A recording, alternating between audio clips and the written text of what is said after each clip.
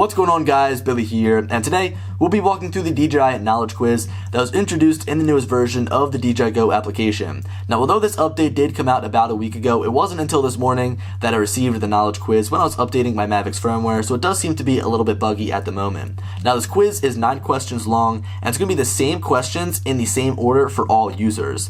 Now, I could see DJI updating this in the future to be different questions for different users in different orders, so you can't just go online and look up the answers, but for now, as long as you follow this walkthrough, you'll be able to pass the knowledge quiz with no problem at all. Now, jumping into the DJI Go application, I'm going to share with you the screenshots from when I took the DJI knowledge quiz earlier in the day, just basically again to walk you through the process from beginning to end.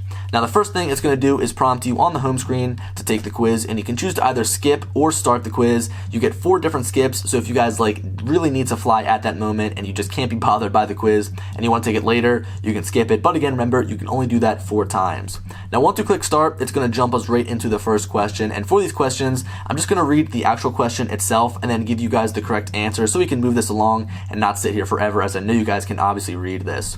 So question number 1, how far away can you fly a drone? The correct answer is you must keep the drone within your visual line of sight, so therefore you can't go flying miles away unless you have a visual observer. It always needs to stay within your visual line of sight. Question 2, at what maximum flight altitude should you fly a drone under FAA guidelines? The correct answer is 400 feet above ground level, so therefore you cannot fly above 400 feet. Question 3, if you plan to fly a drone for recreational purposes within 5 miles of an airport, what should you do first? The correct answer is you must notify the airport and then the airport's air traffic control tower. So therefore, if you guys plan on flying near an airport within a 5-mile radius, you need to make sure that you contact the airport first. Question 4, can you fly a drone near a Major League Sports game? Of course, no. The correct answer is no, not when there's a temporary flight restriction during the game. Question 5, where is drone use prohibited? This is pretty easy, actually. I think it's tripped me up a little bit at first. I kind of read city parks, I was like, maybe. But the correct answer is within 15 miles of Washington, D.C. National Airport. So if you live in Washington, you probably don't even own a drone. So just don't fly your drone near Washington, D.C. Question 6, how can you get authorization to fly a drone for commercial purposes? The correct answer is by obtaining a remote pilot certification or certificate from the FAA. So that's basically your Part 107. Question 7, what privacy laws apply to the operation of a drone? Now, this one really did trip me up. 2 of the ones I thought could be correct were the FAA's privacy regulations and state and local laws concerning surveillance and invasion of privacy that apply to other technologies. Now, of course, that is the correct answer, but again, this tripped me up as basically I kind of thought the FAA had some sort of privacy regulations, but it is the state and local laws that concern basically surveillance and privacy.